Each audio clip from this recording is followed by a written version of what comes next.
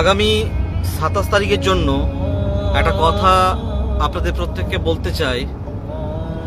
আর কথাটা কতজন শুনবেন বা কতজন শুনবেন না সেটা সম্পূর্ণ আমার জানানোটা প্রয়োজন। তো সেই জন্য কথাটা বলছি। আজকে আমি দেখতে চাই, আজকে যে স্ক্যানারটা দিয়েছি এখানে 10 থেকে 20 আছে, 30 আছে, 50 আছে, 100 আছে, 200 আছে, 500 আছে, 1000 আছে। আজকে কতজন মানুষ দান করে। কেন বলছি না, আগামী শুক্রবার আমরা যাচ্ছি একটা বাচ্চা পেশেন্টের কাছে, খুবই অসুস্থ আছে বর্তমানে, তাকে কিছু সাহায্য করার জন্য। দেখি কে কে দান করছে আজকে। চলুন আপনিও দেখুন, আমিও দেখি, আর আমি দেখাবো আপনাকে যে কে কে দান করছে। আজকে আমি শোনাবো কত মানুষ আজকে দান করছে। তাই প্রত্যেকে যার যতটা সামর্থ্য হবে, 10 টাকা, 20 টাকা, 100 টাকা, যার যেমন হবে দান করুন। আমি দেখতে চাই আজ কতজন মানুষ দান করছে। আর আপনারা শুনবেন যে কতজন এখনো ভালো মানুষ আছে যারা দান করছে। তো পাঠিয়েছে একজন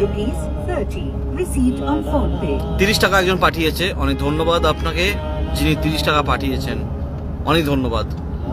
এইভাবে প্রত্যেকে যদি অল্প অল্প করে দিন, আপনি 10 টাকা দিন, আবার পাঠিয়েছে একজন 251 টাকা একজন পাঠিয়েছে।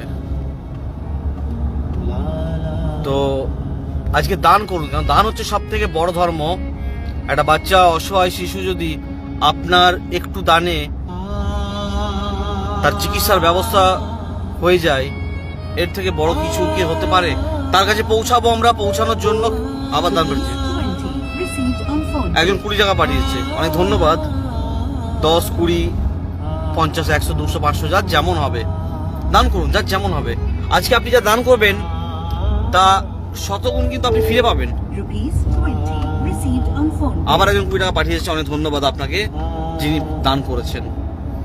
এখানে লিখবেন, যারা যারা দান করছেন তারা লিখুন কে কত দান করেছেন। আপনারা লিখুন। আমি চাই যে ভালো কাজে প্রত্যেকটা মানুষ সাথ দিক, প্রত্যেকটা মানুষ একত্রিত হয়ে যেন প্রত্যেকটা অসহায় মানুষের পাশে গিয়ে দাঁড়াতে পারি। মা মনসা সেবাশ্রম সর্বদাই অসহায় মানুষের পাশে। আপনারা সেটা কম বেশি প্রত্যেকেই জানেন বা প্রত্যেকেই দেখেছেন। আবার একজন দান করেছে,